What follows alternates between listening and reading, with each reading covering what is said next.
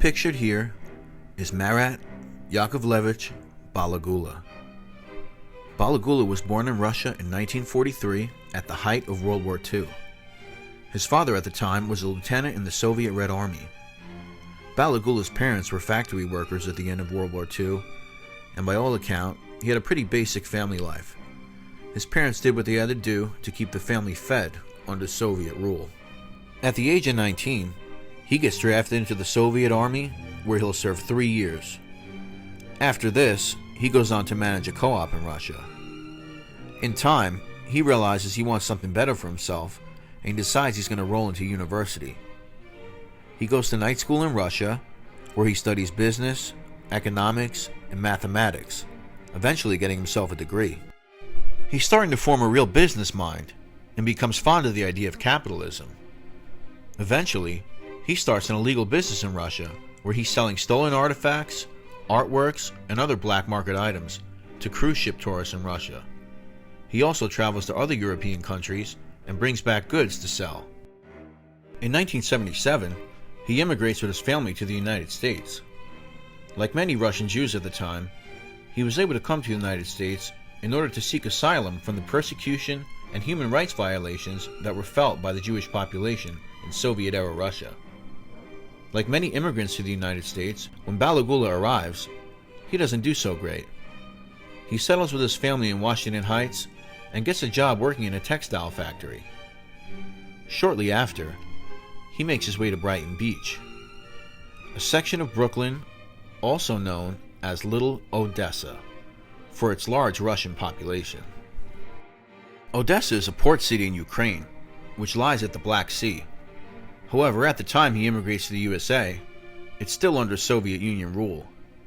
Now, much like Odessa in Ukraine, Brighton Beach, Brooklyn also lies by a body of water, this being the Atlantic Ocean. So you can see with the geography and the ever-growing Russian population, many immigrants made themselves feel at home, and this is where it would get the name Little Odessa. In time, Balagula starts working for this guy, Evsey Agron. Evsey arrived in the United States in 1975 and is characterized by the FBI as Brighton Beach's first Don, who ran a vicious extortion ring which terrorized the local immigrant population. While many Jews came here seeking asylum during this time, in no time it would become clear that many gangsters and violent criminals would also slip through the cracks, Evsey Agron being one of them. He once did a 7-year stint in a Russian prison camp for murder, and when he came to the United States, he would pose as a jeweler. Marat is soon getting into illicit business with Agron, and starts making a lot of money. He becomes a restaurateur, and he even owns a gas station in Queens, and he's also getting big into trading commodities. For anyone unfamiliar with trading commodities, this is how Investopedia defines it. A commodity trader is an individual or business that focuses on investing in physical substances like oil, gold, or agricultural products. Most commodity trading involves the purchase and sale of future contracts, though physical trading and derivatives trading are also common. In 1985, Evsey Agron is shot dead. Balagula's crew, which included his main enforcer, Belarusian-born Boris Neifeld, would later be suspected as the culprits of the hit. He would soon take over as the new godfather of Brighton Beach. In that same year of 1985, Balagula would be arrested for his role in a debit card scam. He would be convicted the following year. But let's talk about another scam, the massive gasoline tax scam, which was said to defraud the government of billions of dollars. At one point, it was believed that Balagula controlled all left gasoline in the greater New York area. By left, meaning all untaxed gasoline. It was through this that he started getting shaken down by the Colombo family. Colombo mobsters like Michael Francesi. The FBI says you're a member of the Colombo Mafia family. Like I said, the FBI can allege and say whatever they like. They've been doing it for many, many years. But what could I say? That's the FBI. That's law enforcement. Began shaking down Marat and taking their own profits from the scam. Balagula reaches out to his connections in the NYC Crime family. He sits down with Christopher Fernari and Anthony Gaspipe Casso, one of the most feared mobsters in all of Cosa Nostra. It's decided that there's plenty of money to go around, and they strike a deal to appease all the 5 families. Marat would maintain control of the tax scam, but kick up 2 cents a gallon to the families. This would become one of the most profitable scams in all of organized crime history. Things are going good for Balagula, and he's really putting his educated mind to work, albeit illegal, but you can tell the family sees something in Balagula's business acumen. Soon, he would endure a violent confrontation from one of his fellow countrymen, Vladimir Reznikov. There's not a whole lot out there on Vladimir, and I couldn't find a picture. Thankfully, in 1986, Daniel Bernstein did an expose on the Russian mob in the United States for New York Magazine. According to Bernstein, Vladimir Reznikov came to the USA in the mid-70s, and he first hit Los Angeles, where he posed as a Soviet seaman who was rich in gold. He ended up fleecing some kosher butchers out of $25,000 and would soon be arrested and do a stint in a California jail. In 1981, he kills a fellow Russian in Brighton Beach after arriving in Brooklyn. He would stand trial in 1983, but would soon be acquitted after a key witness changed their story. Reznikov soon makes an alliance with another up-and-coming Brighton Beach gangster by the name of Michael Vax. Michael Vax also emigrated to the USA in the 70s and started his own gas distributing company out in New Jersey called MVB. They would soon get into a beef with Balagula's company, Pantium, over some dealings in regard to tax payments.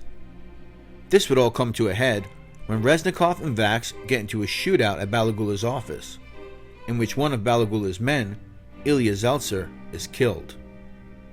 Vax would be arrested and charged, but once again, they couldn't build a solid case against Vladimir. Forward to July 12, 1986, Vladimir strikes again. He walks into the Balagula-owned Odessa restaurant on Brighton Beach Avenue. He puts a gun to Balagula's head and demands extortion payments. By this time, Vladimir knows good and well that Balagula is making a killing in the gas scam. He marches off and says he'll be back. After the incident, Balagula suffers a heart attack. He immediately reaches out to Anthony Casso, who becomes furious. Balagula and Casso had become real close business partners since making an alliance in the gas scam. They even had interest in a diamond mine operating out of Sierra Leone, West Africa. Casso wasn't going to let anyone muscle in on his partner's business, especially since the gas business was making the 5 families very wealthy. He tells Balagula to instruct Vladimir to meet him at the Odessa tomorrow and you'll have his money.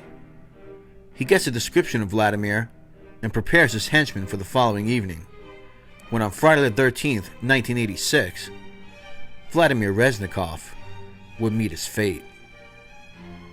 Let's head over to Brighton Beach, Brooklyn, New York.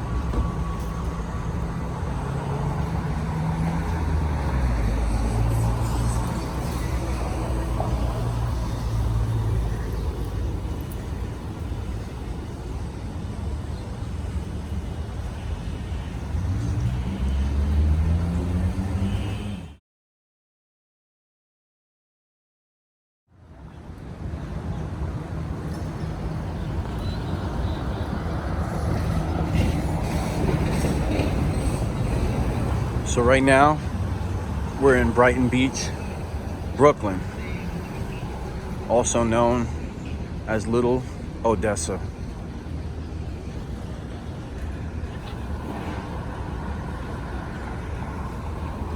Now we're heading to 1113 Brighton Beach Ave, and we're heading to 1130 Brighton Beach Ave, which are right across the street from each other.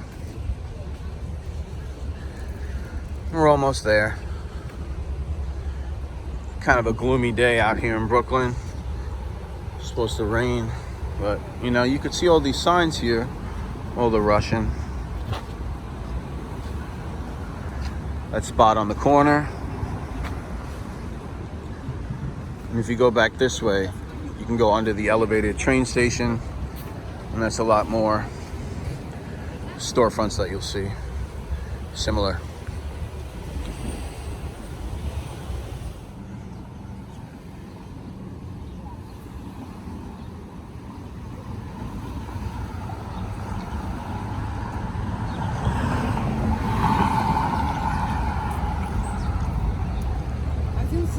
Now, we're gonna turn around because we passed our location. I want you to look over here. So, let's see.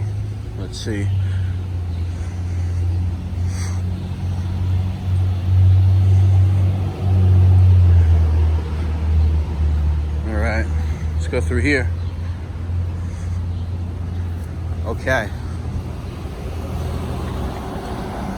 So, right there, it's 11:13.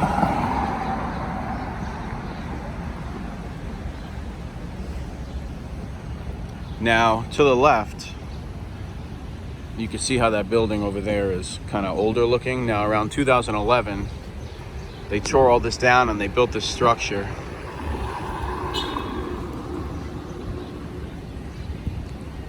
At 1113 Brighton Beach Avenue, former home of the Odessa restaurant. I'll put a picture of what it used to look like up right now. It's a restaurant, cafe. I'm sure it served as like a nightclub as well. Maybe at night or the weekends they had little things going on. When that restaurant was there at the time, it was owned by Murat Balagula.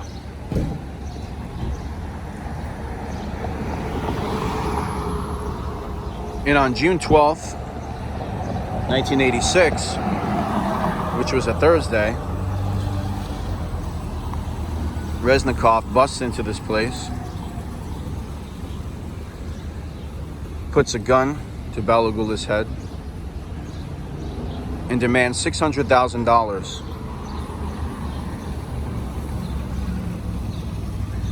He knows about the gas scam. He knows he's kicking up to the Italians. So he feels, hey, give me some. So after this incident, Balagula has a heart attack and he's going to be treated at home. Now he calls Casso and he tells him what happened. It was then that Casso instructed him to tell Reznikov to come back the next day and that he'll take care of all the problems. Now, at that time, Balagula does just that. Now, across the street at this apartment, that's 1130 Brighton Beach Ave. Now, coincidentally,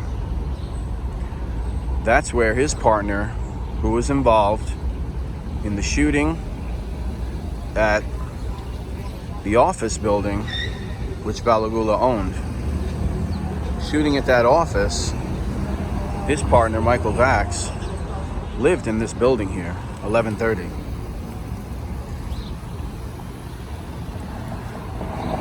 And that's the residence that he parked in front of the next day, June 13th, 1986. And he walked across the street to go in this address so he can collect his $600,000. Of course, he didn't find Balagula when he got there, and he caused a fit and walked out in a rage. So Vladimir emerges from the restaurant Friday, June 13th at around 7:20 p.m. And at that time,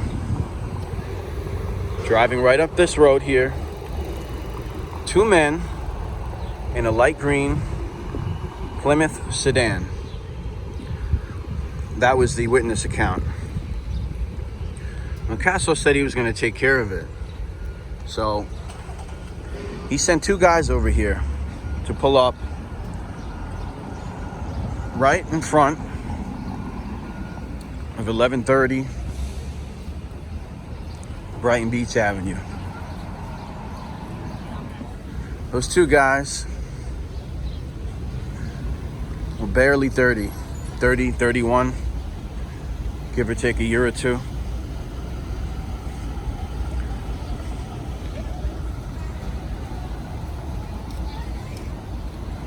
But by then,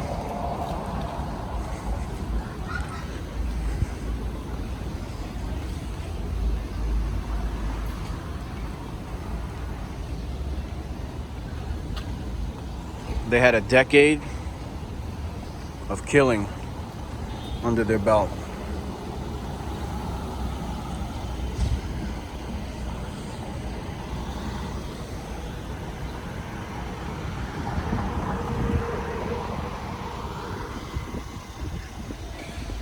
Those 2 guys were Anthony Center and Joey Testa.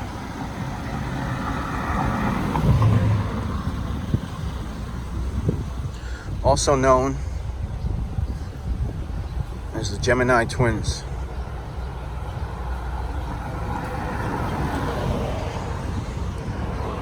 Who are said to have been involved in their first murder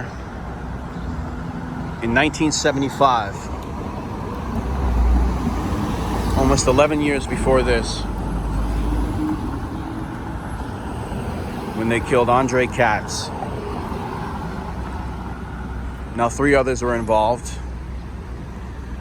Henry Borelli still alive at the time of this shooting. But the 2 other guys, Harvey, Chris Rosenberg, and Roy DeMeo, were deceased.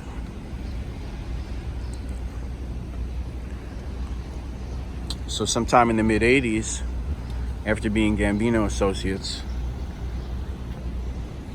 they drifted into the Lucchese family.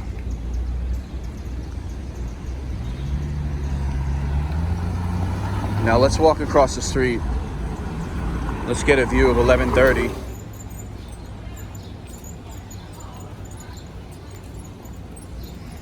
So they would have pulled up right here as Reznikov is about to get into his car. Center in the car, probably in the driver's side. Testa gets out.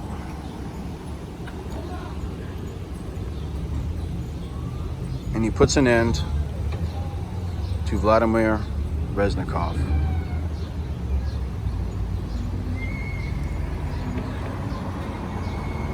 That happened on June 13th, which was a Friday, the year 1986, right here on Brighton Beach Avenue at 11:30.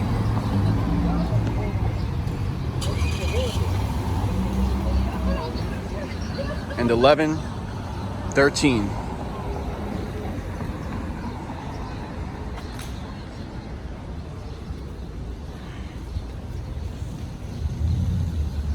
Former home of the Odessa restaurant.